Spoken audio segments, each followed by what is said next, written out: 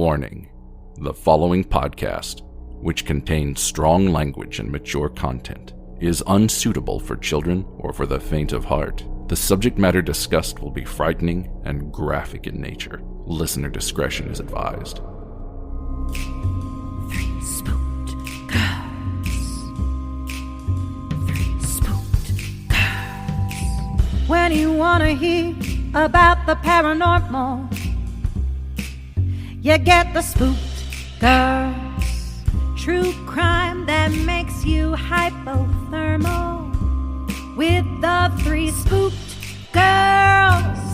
Stabby snippets will give you dreams. Tara and Jessica will make you eyes gray. Along with the spooked girls. Bring on the slaughter. We on that haunted ground. Spooked girls. The three spooked girls. Hey Spooksters, and welcome back to another episode here on Three Spooked Girls. My name is Tara, and as always, I'm here with my girlfriend, Jessica. Hello. Hello. And today starts another multi-parter for us, so that is very, very exciting. Mm-hmm. It is one that's been Jessica's wanted to do for a long time. We had a miscommunication, or else we probably done it like 2 years ago. Yeah. It's true. But it's totally fine. So we are here. We are going to do it. We are doing a multi-parter of the O.J. Simpson case, the murders of Nicole Brown and Ron Goldman. So with that, we're going to go ahead and dive in. Today, we are going to discuss the backgrounds of Ron and Nicole. And then the next episode, we will get into O.J.'s background and start in on the crime that occurred and all of that stuff. Gonna be a big series. It is. All right, let's go. Let's do it, Jess. Go. Okay, so I'm going to be talking about Ron Goldman, or his name is Ronald Lyle Goldman. He was born July 2nd, 1968, to Sharon Ruffo. I believe that's how you say her name, but we're not going to care too much about Sharon. Spoiler, Sharon, not a nice person. Okay, I figured. And Frederick, or Fred Goldman. If you followed the case, you will know Fred because he has that infamous giant mustache that is like, yeah, it's huge.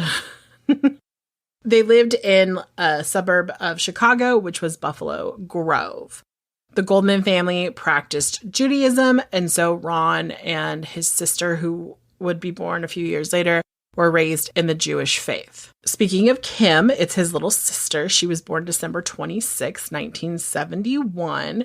And it was said the two were really close. They would play together. Like, you know, he was kind of the quintessential big brother. He really loved his little sister and really just like, she'd be like, play Barbies with me. Aww. And he would be like, okay, fine. You know, that kind of stuff. And I'm going to let you guys know, I listened to her book. I just finished it a little while ago, actually. It's called Can't Forgive. It's by Kim Goldman. Just though, if you want to know, like, the story that she tells isn't an OJ murder telling. It is about her brother Ron and then Kim's life. But I will say, as someone who's experienced grief in her life, this book was like, I don't know, it like helped me in some weird way. So like good. When thinking about, so 10 out of 10 would definitely fucking recommend. It's Can't Forgive by Kim Goldman. Love that. So in 1974, Ron's parents, so Sharon and Fred, would split up. And at the beginning, Sharon had custody of the kids. And she moved into this apartment, and it was said that Ron and Kim like shared a bedroom because it was like a 2-bedroom apartment. And the kids had fun with each other. And then Fred had visitations, like regular scheduled, like the kids saw him a lot. It didn't take very long for people in the kids' lives to realize that they weren't thriving. Ron, who was, you know, kind of a studious kid before, became really disruptive and like acted out in school. The kids just didn't seem to have that like happy-go-lucky personality that they had. And people would tell Fred, like, the kids don't really seem that like happy right now. And then like he would call, because he would call often as well as like see them. Mhm. They would just be so excited to talk to their dad. And the only time that they really seemed truly, truly happy is when they were going to go see Fred. And people were like, there's something going on here. And the truth is that Sharon was very neglectful of the kids. She didn't really pay much attention to them. She just kind of wanted to do her own thing. And here's the thing. Some people are not meant to be parents. I say that as I had a mother who was not meant to be like a parent. Yeah. She was a great bonus parent, but was never really meant to be a parent. So because of this, like the kids aren't thriving, Fred's like, we need to get the kids into therapy. So Sharon and Fred take the kids to therapy, and they're doing this for a while. And Kim tells in her book about how like they would go in and out, and so sometimes like Ron would be in the room with a parent and then she'd be out in the waiting room and back and forth. And it was always kind of at the end, the therapist would talk to the parents. Well, one day they like separated the kid. Sharon and Fred went in and the kids were in the waiting room. And she tells this really cute story about how she wanted to play checkers, but like really she didn't want to play checkers. And Ron was like, fuck, I just want to play checkers. So, and so then like Ron played with her a little bit and then he got annoyed and then like went to draw or something like that. And then she was like building, like I think she had a Barbie with her. So she was like building like thrones and like castles and stuff for her Barbies, which I was like, that's really cute. But Kim says she remembers the therapist came out with her parents and it was decided that the kids would leave with Ron or with Fred and that Fred would get custody. And they were like all on the same page because Fred talked to the therapist and he's like, there's something wrong with my kids.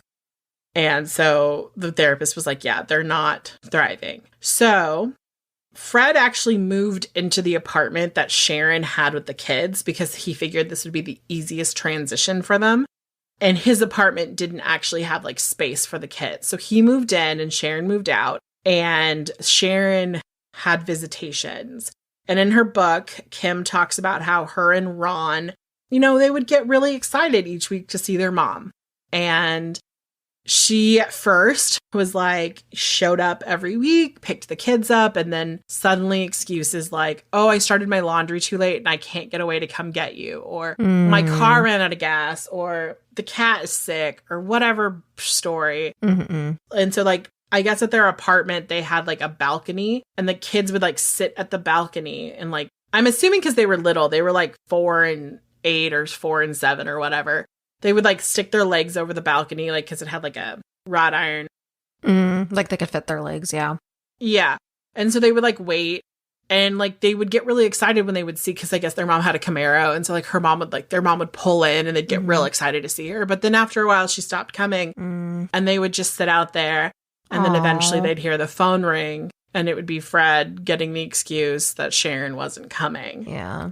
And so the kids just were like really sad about it, but Fred made their whole lives great. Like one of the things that she said, Kim talks about in the book, is like when they would go to therapy, after therapy, if they had been really good, like if they had like talked and they'd participated or, they hadn't misbehaved, Fred would take them to like Baskin and Robbins. And so they always had these like really cute little family things they would do. And Fred really, truly fucking cared about his kids. Like he really wanted them.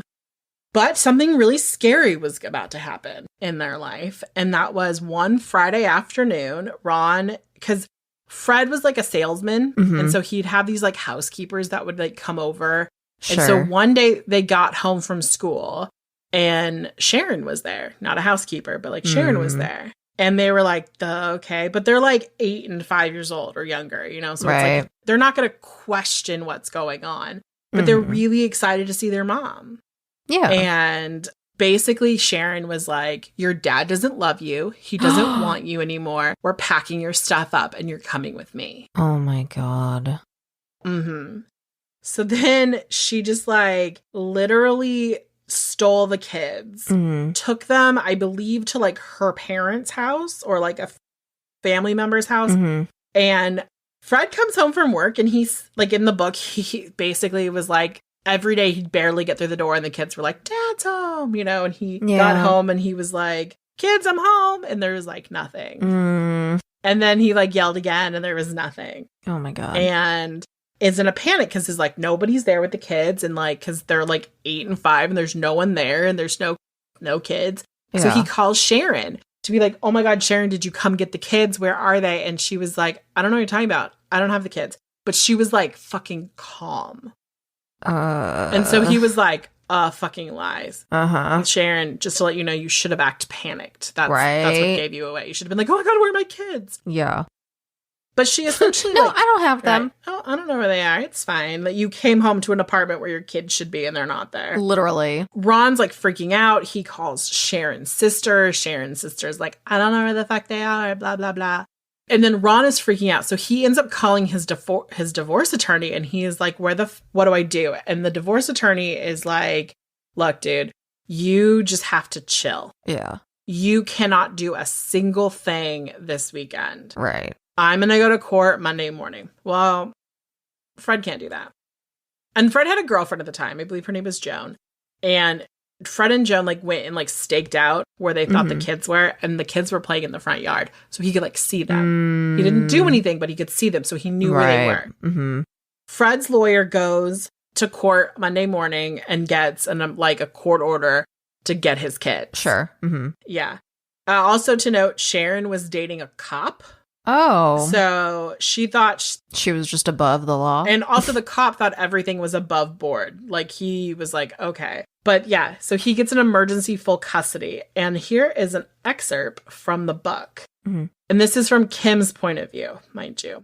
She goes, the faint sound of my father's voice yelling, give me my kids back, reverberated in the halls and in my mind. The housekeeper is an overweight woman who's wearing an all-white pantsuit. She smells like a mixture of cotton candy and barbecue and wears bright red lipstick, which is always uneven. Ron and I muscle out from behind her as she manages to hold us in her clutches at the top of the stairs, and as we watch my dad peer through the glass door which separates us. She shouts back, I'm not going to let you in. Get out of here or I'm calling the police. My father quickly retorts, go ahead, and he slams the court order against the door so she can see. You better leave immediately. You aren't supposed to be here, she screams as she digs her nails into my chest. Daddy, Daddy, Ron and I yell in unison. Ron somehow wrestles himself away from her tight hold and runs downstairs to let my father into the building. My father throws his arms around my brother and squeezes him tight. Holding his firstborn's face protectively in his hands, he asks, are you okay? And then he motions for him to go to the car where Joan waits with open arms. Realizing my father isn't leaving quietly, the housekeeper quickly pushes me back inside and tells me to hide until she comes for me. Don't move a muscle, she orders. She slams the apartment door shut and locks it behind us. Ron, unable to contain his excitement, stands beside the Thunderbird with Joan while my dad storms the building. I hear the housekeeper on the phone. She must be talking to my mom because she's frantically repeating what's happening. Ma'am, you need to get home now. I'm really scared. Can you hear him yelling? If you don't get here now, I'm going to call the police and let them handle it. I hear pounding at the door and my dad yelling, give me my daughter now. I don't know what she's doing or where she's in the apartment, but it has nothing to do with letting my father in as his yelling booms on and on. I demand you open the door and give me my daughter. And then his screams abruptly stop. There's a deafening silence. They left me, I think, as I twist Dolly's hair around my tiny fingers. Still trying not to move a muscle. I can't hear anything anymore and expect the muffled sounds coming from outside the bedroom where I'm waiting. It's so dark. A tiny shaft of light comes through the slots of the closet door where I'm hiding. I peek through and see if I can see anyone. There's nobody there. Only my mom's kitty cat sprawled under the bed without a care in the world. I sit quietly, stoically, not making a move, not uttering a sound. I'm behaving like a good girl, obedient and compliant. Unwittingly cooperating with my own abduction. My mom is dating a police officer. He always refers to himself as Officer Mike, so that's what we call him too. My mom must have called him to, quote unquote, handle my dad. When Officer Mike arrives, he tries to defuse the situation and he saunters up to my dad with a staunch of arrogance. Sir, you need to leave the premises right now or I'll arrest you for trespassing. When my dad flashes the court order giving him immediate custody for us, there's nothing Officer Mike can do except oblige. He tells the housekeeper to step aside and help collect all our personal items. Next, I hear the frantic screams of my mom, who is now home. Put those toys down. Fred, You have no right to come into my house. Mike, I want you to arrest him now. Sharon, he has a court order and I can't interfere with a judge's ruling. Look, it says right here, he can take the kids home. And then my dad is standing right in front of me. He finds me huddled on the floor of the closet in Sharon's bedroom. I'm crying, scared, and clinging to Dolly. I was a good girl, Daddy. I waited right here like I was told. I didn't move a muscle. He picked me up and held me in his arms so tightly, a hug that I don't think I ever felt again until we would bury my brother 19 years later.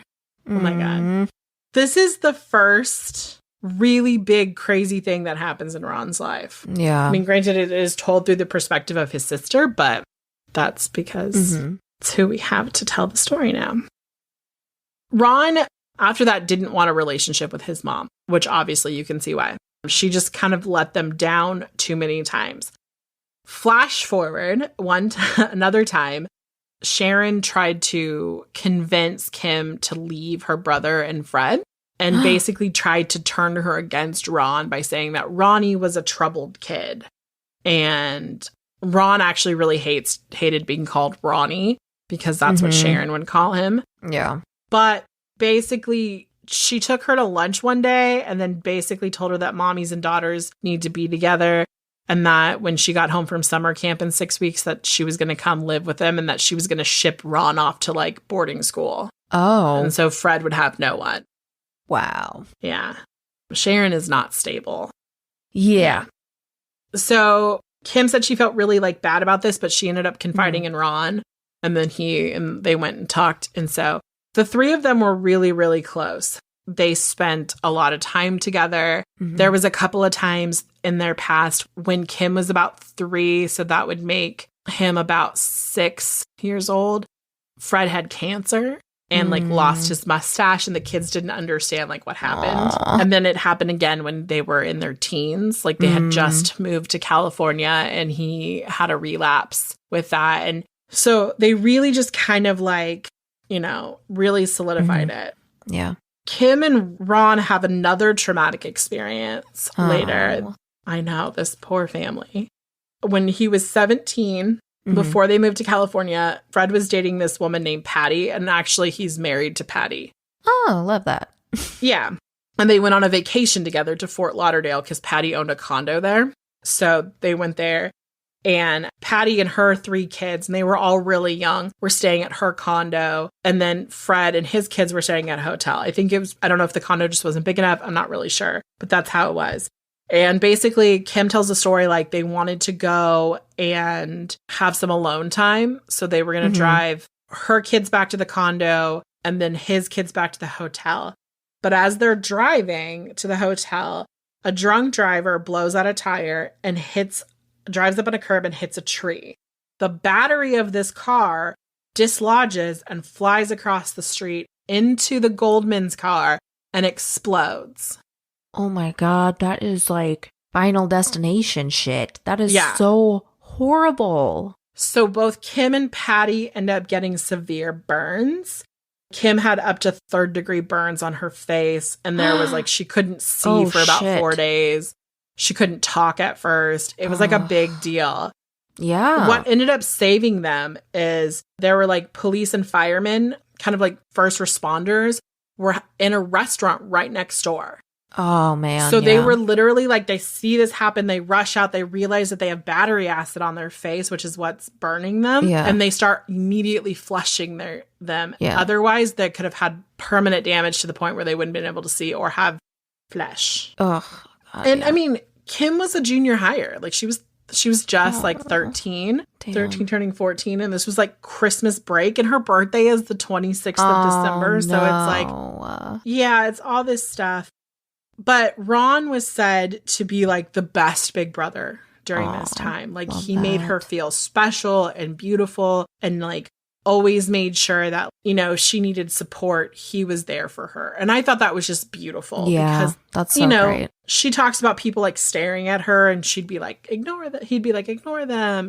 So he was like a really good big brother through this. Yeah. And that's got to be traumatic. Like he's literally like, she's telling the story like she's hearing Ron yell at her. Oh my gosh. Kim, like what's wrong? Like Dad, there's something wrong with Kim. Like, I know, it's just horrible. Yeah. but he did pretty good in school.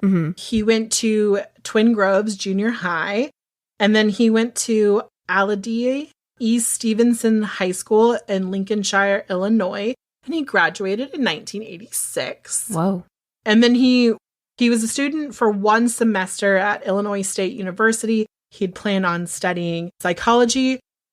So during like his high school and like early college days, he was really like socially active. Like he really was like, he did volunteer work. He was a camp counselor. The camp that they went to for 6 weeks in the summer, the second year they went back, he went back as a camp counselor. And, you know, he also helped in a rehabilitation for disabled children.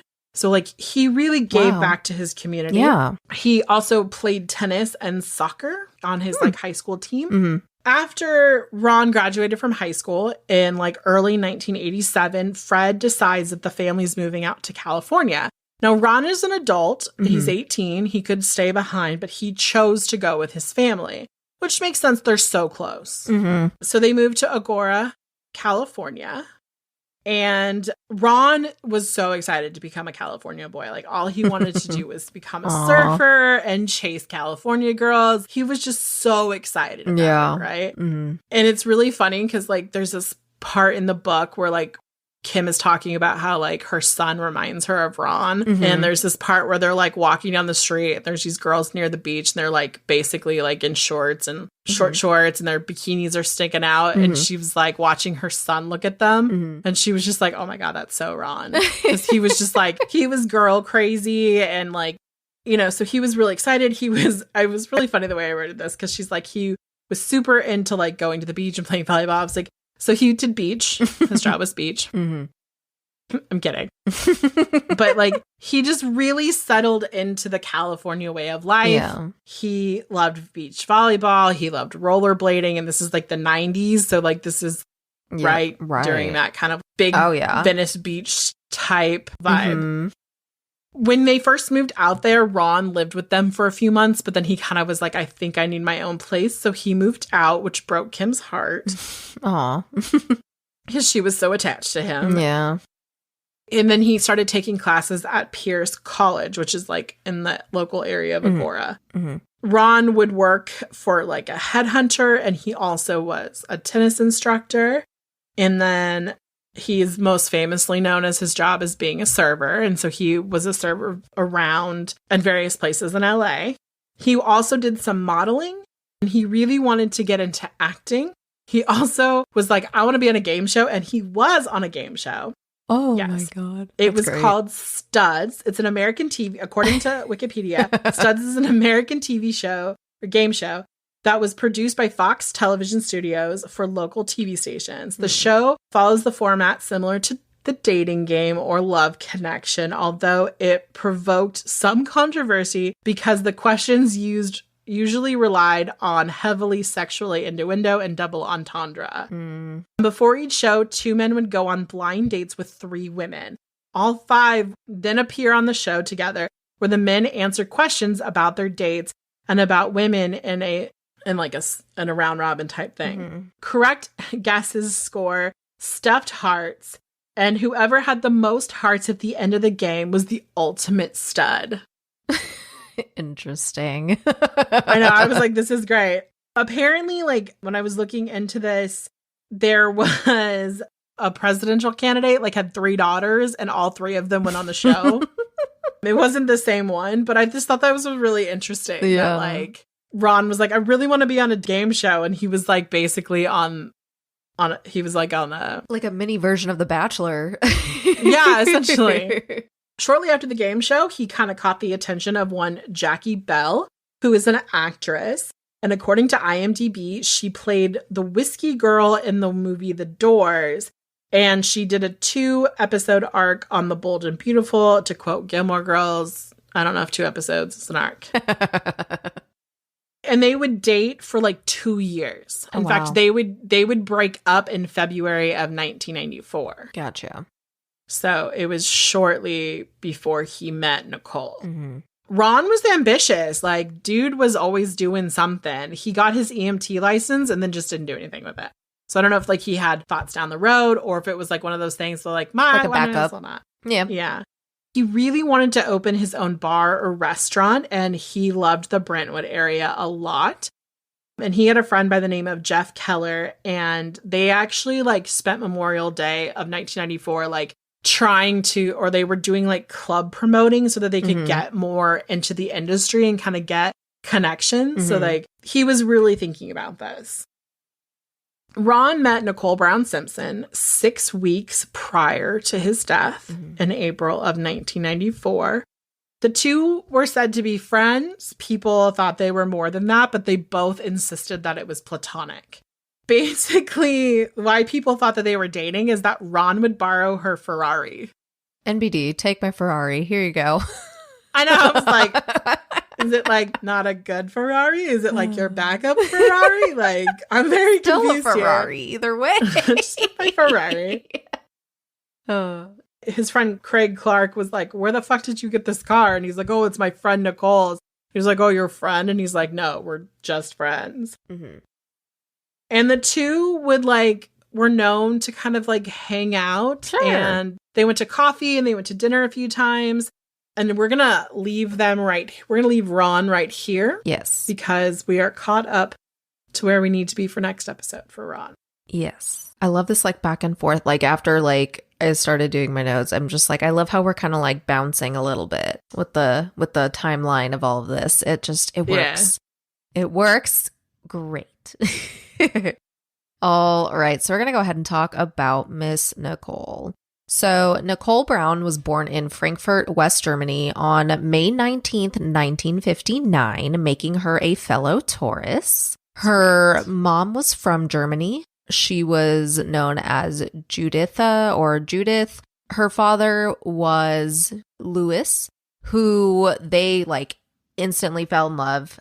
Louis was actually from Kansas and he joined the military. So his service brought him over to be stationed there as a correspondent for the American Armed Forces and publication Stars and Stripes. So that's how they met. And they got married. They fell in love. They obviously had Nicole. I do want to preface one thing really quick. If you guys listen to our Barbie and Ken Killer series, Nicole's background is basically how Carla's was. Had to scour because it was a lot of the same stuff like everywhere. And it wasn't a lot. So it's just like, it's frustrating that there's all this stuff on other people, like all the bad. It's the same with a lot of big cases. Like it's always a ton of info on the perpetrators, but the victims just get swept by, and it just makes me so mad. I think I lucked out because Kim wrote a book. Yes. Yeah. And I found a book that has like Nicole's diaries, like one of her friends wrote it. Is it Faye? What's her face? No, we don't believe a word Faye. Oh, no. That's what I'm saying. Like that was like the only one really, so it just like, yes, I did not have the resource you did as far as that goes, but it's fine. Yes.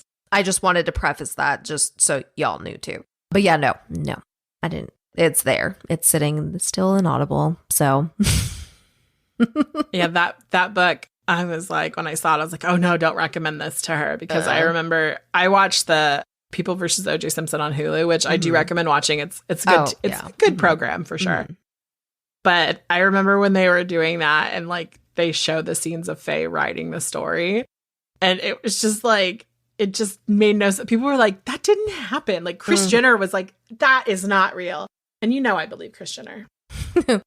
We love Kris Jenner. Love-hate relationship, but mostly love.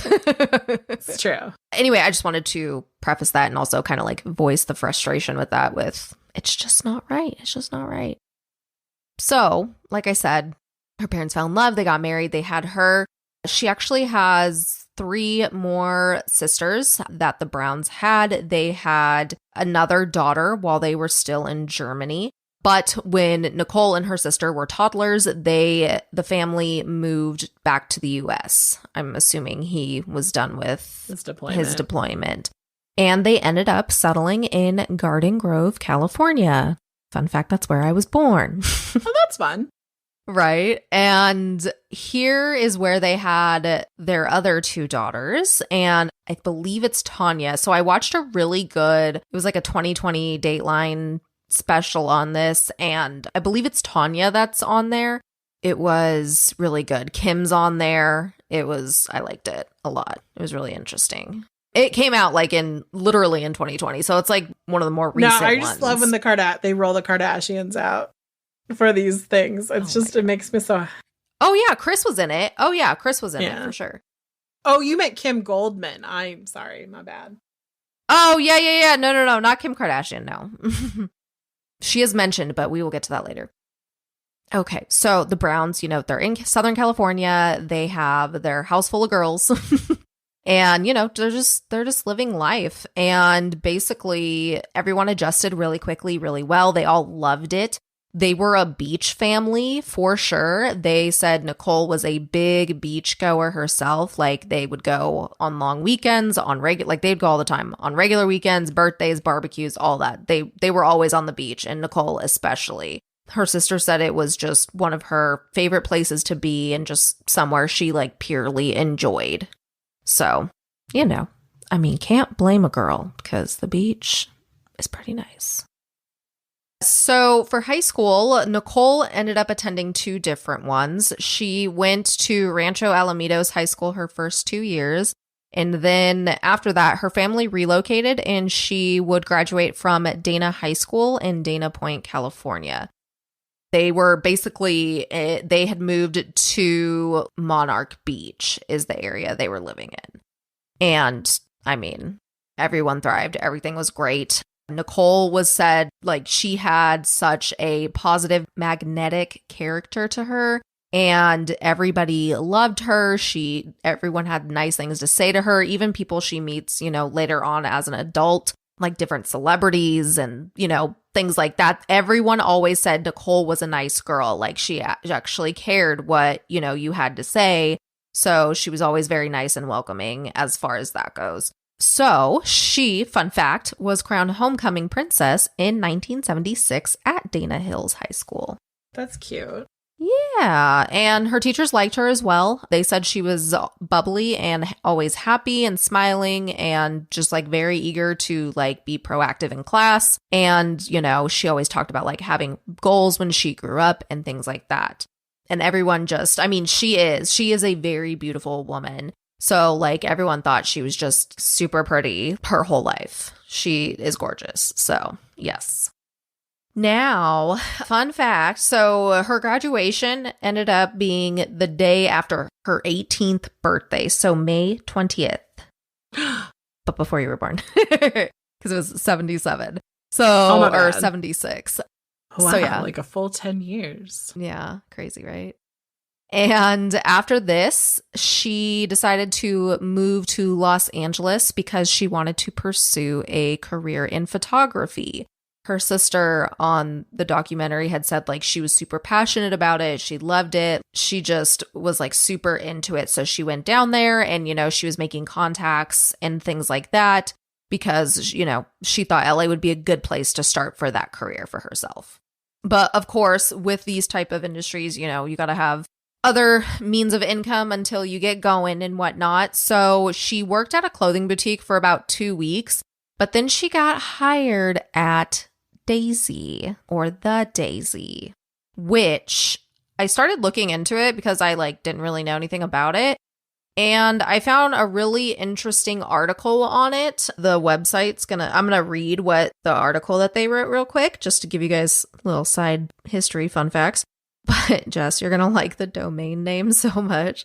It's IamNotAstalker.com. Okay, I love that. Yeah, because this person, it's a blog and everything. So definitely check them out. I think they go other places. I don't know how old this was, but it's pretty cool. It's pretty cool. So Daisy is a club. We'll get into that in a minute. But originally it was constructed as just a private residence back in 1941. And 2 years after that, a famous restaurateur dude from Russia named Michael Romanoff, he enlisted architect Douglas Honnold to transform the dwelling into a nightclub or a lounge. And this became a Hollywood hotspot for sure and everything on that. So all kinds of different celebrities and like old Hollywood people had been there. Cary Grant, Humphrey Bogart, Charlie Chaplin, F. Scott Fitzgerald, like all kinds of people. Like it was a poppin' fucking place. So Romanoff's, that's what it was called. It moved over to 140 South Rodeo Drive. And one of the most famous pictures with it is like Sophia Loren in it and stuff like that. So it was like a big fucking deal, right? Mm-hmm. Then it moved again. And this time it would be turned into the Daisy. And this was the first members only disco to exist in Beverly Hills. So like very exclusive type of stuff, right? I like that. Right? I know. I'm like, that's so like interesting because obviously we were not around. So I did not know any of this. And so they would have a fee when they joined. They had an initiation fee of $250. And apparently they only had 400 spots for the membership. And people did not even care because more people that went to this place was Steve McQueen, Robert Redford, Sonny and Cher, Warren Beatty, Julie Christie, Mia Farrow, Natalie Wood, who we've talked about before, and so many more, honestly. Like the list that we got from our not stalker friend, they have a full comprehensive list of like everybody there. So like poppin' fucking place, right? Mm-hmm. You know what's interesting? I actually found too was that Aaron Spelling met Candy there. Oh. Yeah. They were the place. The tea. They were on dates with other people. I love that for them. Right. And Frank Sinatra got into a terse exchange with writer Harlan Ellison there over a pair of boots. So I'm like, interesting. So it's a really cool place. It's a really cool place. Like I said, go check out that source because they got more info on that. But I just kind of wanted to share that because I was like, wow, that's really, really cool. But to kind of bring us back up to the 70s, to get us back up there. So basically, like in the 60s, it started kind of like declining as far as like popularity because a bunch of new clubs were popping up, right? So it closed for a while. It closed in 1970. And that's when it was purchased by like someone who wanted to do like a health food restaurant type of thing. That didn't work out. So they closed the building again. And then in 1976, Brian McLean was a founding member of Love. He decided to open a Christian nightclub. So at this building, yeah, and it was interesting. It was popular for a little bit until people figured out the rules that you could not dance or have alcohol. So it closed within a year. No surprise. I don't understand what you would do at it then. Right. And then it was like, so the owner, this dude named Hanson, he was like, okay, no, fuck this shit. So the Daisy ended up here. And this time, the initiation fee was $500. Oh. But they did great with their like grand opening, rebranding shit that they did or whatever. Because like literally it was popping like it was in the 50s. Oh, Everybody nice. was fucking there. Yes, exactly. So this is where Nicole was working. Fresh out of high school. So we're in 1977. She's 18 or 19 years old. You know, she's a waitress, right? And wouldn't you know, during her very first shift, she catches the attention of O.J. Simpson. Of course. Yes. And keep in mind, O.J. is 29 at this point. And he's one of the club regulars here at Daisy. He even had a dish named after him. It's called the O.J. Simpson, but it's literally, it's so weird. It's scrambled eggs and a sliced orange. That's it. Okay. I'm like, oh, does it come with all a right. side of orange juice? It should.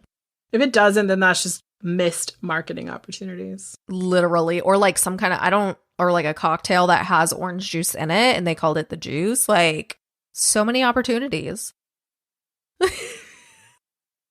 I'm just going to say, prior to his murdering people, Right. I would have named like my mimosas after him. Right. Okay. We're getting ahead of ourselves. Okay. Sorry. So Nicole, she had no idea who OJ was. OJ, for those that don't know, obviously we're going to get more. I'm going to go deep dive into his stuff next episode. But basically, he's like he was a professional athlete. Mm-hmm. So, yeah, people knew him, whatever, but she did not know. She didn't know anything like that. Sports ball. She didn't know OJ was very married at the time. We will talk about all of that situation at a later time, and had been married for years at this point, but they began to have an affair. And within just a couple months, him and his wife split. She moved out and Nicole moved in. And you're like, damn, that's fast. You would think that he would get divorced fast, but really he didn't get divorced for 2 years. So he wasn't even divorced until 1979. I'm sure because there's children and all that other stuff involved, like I'm sure it was messy or whatever, but like damn, 2 years? That's a long time. It's true. Now, I'm not going to go too far into their relationship right now. I do want to talk about like him and his upbringing before I get into that, but I do have some like kind of quick facts, kind of like start getting us that surface level on the timeline, kind of give you a sneak peek into their relationship, basically. It will make sense, I promise.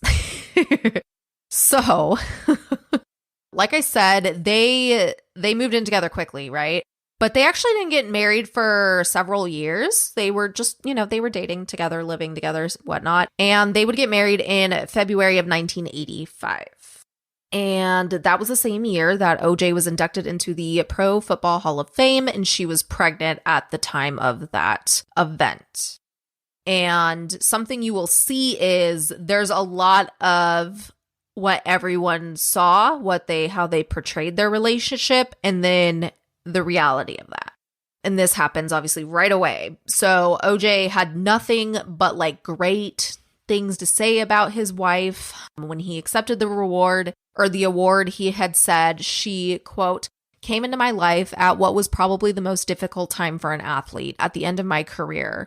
He then turns towards her and he says, you turned those years into some of the best I have ever had in my life. So there's that as an example. But the Simpsons, they were described as being, they were a fun couple. Like they'd go out, they'd go to dinners, they'd do all the things. They were very social people. But there was definitely red flags early on. So something OJ didn't like to do was let Nicole out of his sight when they were out. She did not have a lot of like actual deep, close friends. And there are individuals out there who believe that was done on purpose to isolate her for reasons we will get into. Makes sense. And in one of the articles, it was stated that the truth is no one really knew her during her marriage. She was never free to be herself or have friends. She wasn't available for that kind of intimacy. So basically, she would only be in like group settings type of thing. Mm-hmm. And we mentioned Kris Jenner because Kris Jenner and Rob Kardashian, they were friends with the Simpsons. Right. So like really close friends. Jessica sent me a fucking amazing music video we have to post in the group. It has been Kris Jenner did a music video for her 30th birthday. It has been my favorite part of like Kardashian history forever. I was like talking to Tara about it in a flippant way. And she was like, excuse me, what? Yeah, I had no idea this existed. So I literally, she sent it to me. I literally stopped texting her back until I watched the whole thing. I love my friends. You'll get it. Oh my God. Yeah, you'll get it. Or if you know, you know. Oh, Lord. Whew. And then it was so funny because I was reading I don't know if I was reading the comments or what, but I ended up on something. It was like, that's how you knew Kris Jenner was like going to be famous one day. Normal people don't do this. No, Kris Jenner, girl lives out loud, and like, I'm sorry, like, woman is incredible. I know she does things wrong. I know that the Kardashian family has a lot of toxicity around it. She's still a boss ass bitch. But she just got people to basically record this video. I don't know, like, she paid money. She had this. It was like her gift to herself for her 30th birthday. And there's 3 Kardashian kids born. Yeah, I don't think Rob has been born. I think it's up to Khloe. Yeah, I think it's just the girls.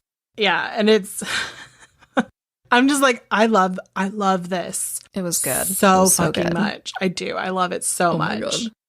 It's amazing. But anyways, okay. So, we're talking about Kris. She had told, that quote was from her. She was on Ellen. She was on that Dateline or whatever the heck I watched special. Like she's been very vocal when it comes to this case. And she told Ellen that literally, like, since no one was close to her, nobody knew what was happening. And she said, I didn't know that there was abuse until we heard and saw the whole thing unfold like everybody else, and then heard the 911 tapes that were going to be used in evidence during the trial. It was heartbreaking. Me and some of her other close friends were all really surprised and shocked by that because we felt we really failed her as a friend. It was horrible, end quote. And other people that were friends with them, they were like, yeah, problems started early. Like, he would cheat. She would find out. She'd get mad and confront him. And, like, they would fight. And that was their cycle with that pretty much from the get-go. And people knew that. So if you're not familiar, he is also physically abusive towards Nicole as well. I'm not going to go into details. We'll go more into that the next episode. So, trigger warning on that. So, Nicole's sister Denise later testified that she was there when they got into an altercation. She said, quote, he ran upstairs, got clothes, started flying down the stairs, and grabbed Nicole. Told her to get out of his house, wanted us all out of his house, picked her up, threw her against the wall, picked her up and threw her out of the house. She ended up on her, and then there's like a dash, and then she said it's probably like her butt. She ended up falling. She ended up on her elbows and on her butt. We were all sitting there screaming and crying, and then he grabbed me and threw me out of the house. End quote. And unfortunately, this is just the tip of the iceberg. There's a lot of horrific things we're going to get into in the next episode as far as reports made and evidence that comes to light and everything like that. So this is where I'm going to stop for this episode. We hope you guys learned something. I don't really like to say enjoyed, but like hopefully you learned something or you're enjoying our research on this. Like I never know what to say. I mean, at this point, I would say this episode I hope you did enjoy because it was like, there's a lot of things that the media, we've talked about this on the podcast before, like the killer always gets the press. They always get the deep background. There's always, I go back to Ted Bundy a lot because we go back and we know the names of his victims, but like we don't really know who his victims were as people other than like they were nice girls type situation. Yeah. And I think that's part of being part of this true crime community is refocusing the light from the killers to the victims and sharing their stories. And Tara and I are really passionate about that. Granted, the next 4 episodes that we do will be about OJ and whatnot, but don't you worry, Kim Goldman's coming back in some strong ways in later episodes, and she's my new hero. So I had like one more little tidbit I did want to mention too, because like everybody knows like she had, they had 2 kids together and all of that. It just like really like stuck out to me as important to mention because Tanya, I think it was Tanya that was on the documentary I watched. She said, Nicole was a very hands-on mother. She just loved her kids. She always put them first, as you guys will hear as we go into more details next episode. But like, it was just so sweet and so cute because they were showing like home videos from like their daughter's birthday and like their son's birthday and things like that. And it's just like, she said, she always made sure to put like extra care on everything. So like, it was the best memories for her kids. And I just thought that was so sweet. So just, it's so sad. It's so sad for sure. It is.